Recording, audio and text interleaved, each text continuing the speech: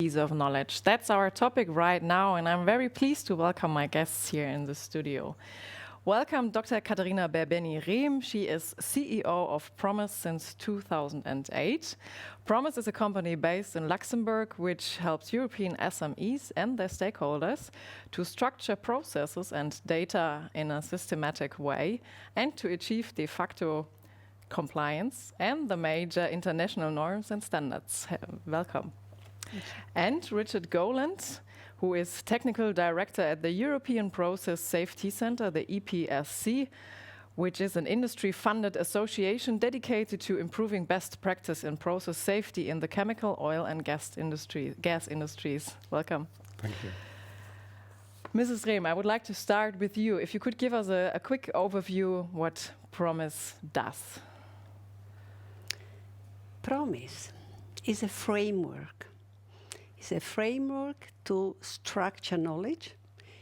It's what I like to call to make knowledge a tangible asset.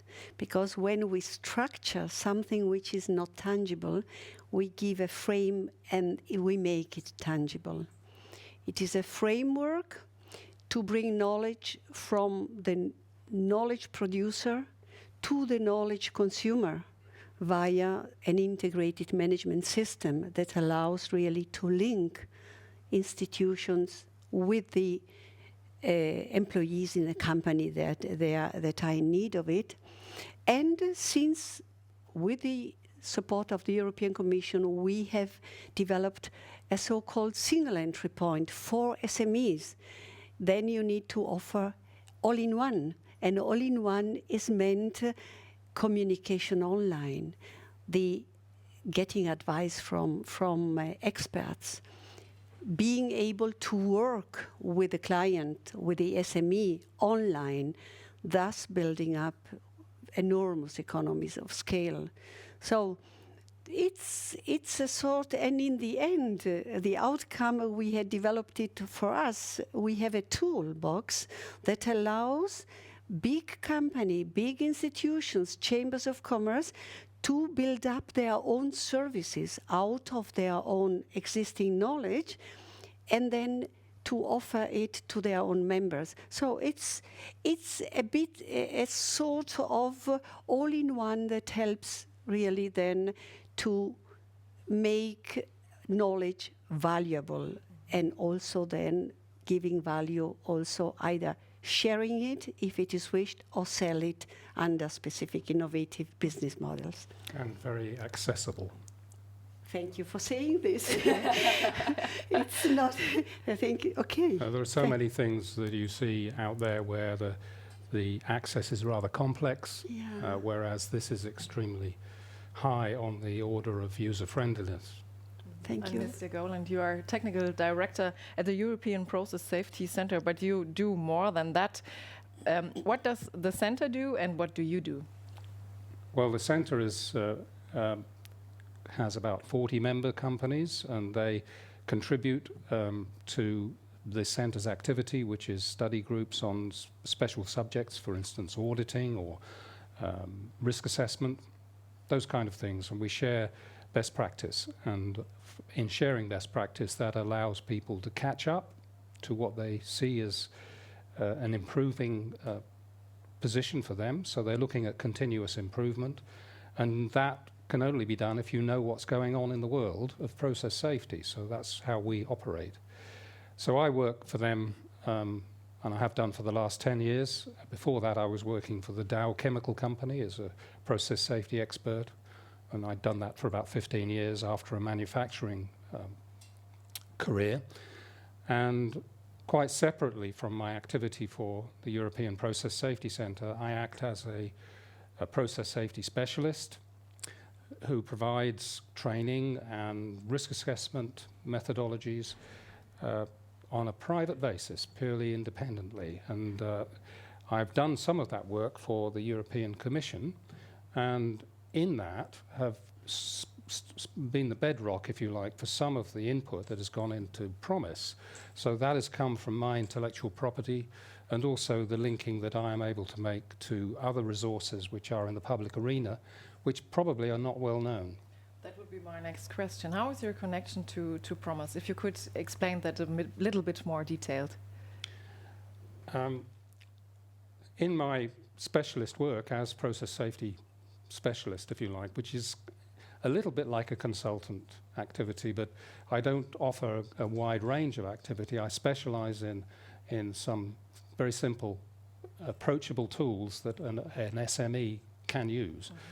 And I had made a speciality of that, and I came as a result of doing work in the European Commission, one of its funded projects, where they said basically at the end of the project it needs to be commercialized. And in fact, that commercialization is what PROMIS is able to do. So I was able to move my knowledge and improve on it and update it continuously into the PROMIS structure, so that if you go to the structure, you can see all the knowledge that has been put in there under chemical process safety that has come from me, and I maintain that. And so a user can access it, and that user could be a consultant, or it could be a small and medium enterprise company, because they are in a position where they cannot produce, they don't have enough people in technical terms to manage at a high level their process safety issues. And some of them are covered by CeBIT directive, which has now got its third version, and they may be major hazards. You don't have to be a large company to have a major hazard. All right. Mrs. Rehm, would you like to add something to that, the connection between you and, and Mr. Gowland? I think, I must confess, I was honored when Richard Gowland was convinced that his knowledge would be well placed into PROMIS. And I think the reason why was also the fact that we guaranteed you the intellectual property protection, because I think this is one of the biggest issues that today they are not regulated and they are not ruled in the internet. And here I think there is a big work to be done in protection of intellectual property. And we started like that. And in the meantime, there is, by the way, his pyramid, which has a very high value, I think it goes in the range between 8,000 and 10,000 euros of value, is in PROMIS at disposal of SMEs in 7 languages for free. This is definitely all the content. It was done during the PROMIS Lingua project, and partially, then there is of course the kernel of his knowledge is then sold online. And I think this balance between sharing knowledge, giving the SMEs knowledge that help them to be reason with the awareness that it is something important for them. And then also everybody's prepared to pay when they see the value of what they get, right? I think before we come to the matter of protecting the knowledge, we should start a little bit before that. So my question is, a German communication scientist and self-called public intellectual has stated information is the cement of society. Do you agree or do you disagree? And I already know that you have a good answer to that. Then I don't need to say this. I think I don't know this person, but if I would know him, I think we would have a lively discussion together, because I disagree. I disagree because, for me, the real cement of society is music, is food, because there everybody understands each other in each part of the world. Music and cuisine, we say, is where you get people really together. Information is, in my opinion, the biggest source of misunderstandings for humans, because it is individually interpreted, therefore not objective. Then we have these different layers of interpreting information, partial information, manipulated information, and so on. This makes information a huge good that, however, is in need of structures and filters in order to be the knowledge that we want to pass, and taking it without misunderstanding is almost impossible because... And it needs to be continually updated because Yeah. otherwise it can become wrong simply because it has been superseded by some factor which could be beyond our control. Would you say the same about big data, which is a big topic right now? Is it even more there reason of misunderstanding? There is a very big link between information and big data, because big data is a lot of information, right? And if the information is not the right one, then is a dismember instead of a cement of society, because wars are caused by misunderstandings and by not well passed information, right? And big data, in my opinion, the topic of big data is a topic of a big melting pot of everything. So quality, non-quality, bad quality, worse, and whatever, and excellence as well. And here, the need of putting in place filters that will allow to make the difference between excellence, good, normal, insufficient, but if people need and are happy with what we call non-sufficient, then it is fine, because it is where then people have the choice to select. So would you say that standardization is a solution? Standardization is a must. And we are doing this in PROMIS, exactly trying to solve the problem, I would say, of terminology. In a platform, in a framework with 10 languages, with a new approach and a new terminology.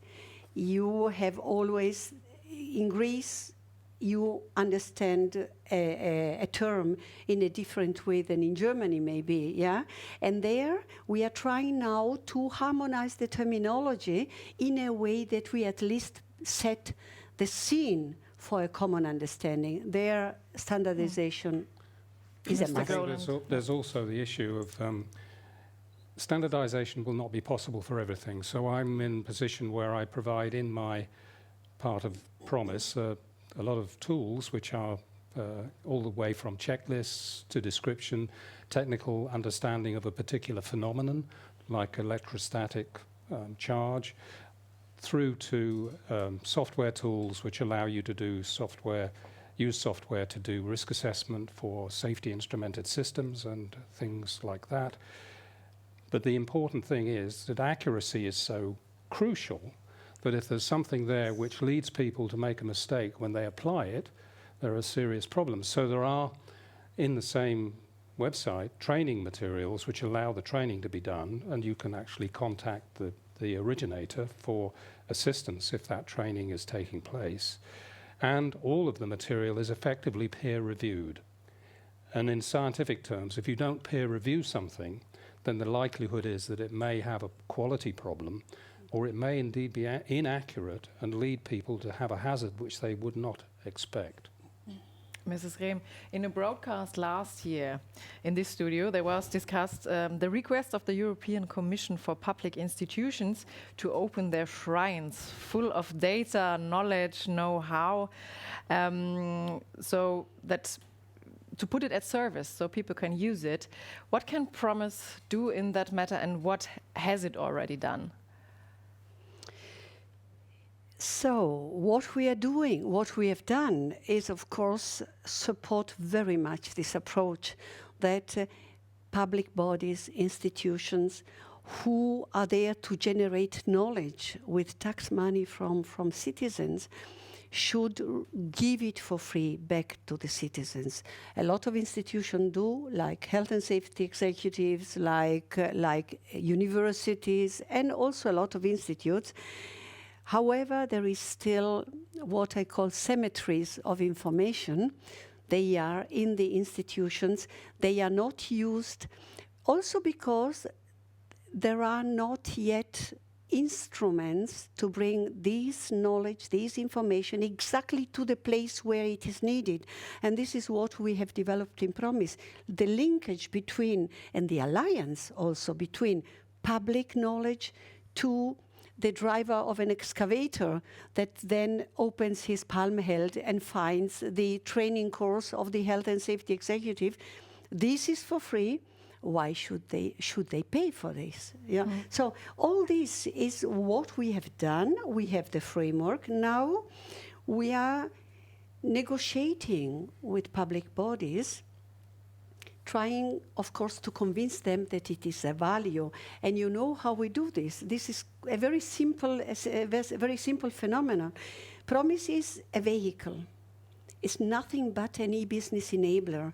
And when it links to the knowledge of an institute, it brings it to the user with the logo, the look and feel of the institution. So PROMIS does advertisement for the institution. This is where then, of course, they see themselves respected in the knowledge, respected in the source. And there we come back to the IPRs, yeah? Respect the knowledge of those who have generated it, and then you have also them as alliance. Mr. Gowland, would you like to add something?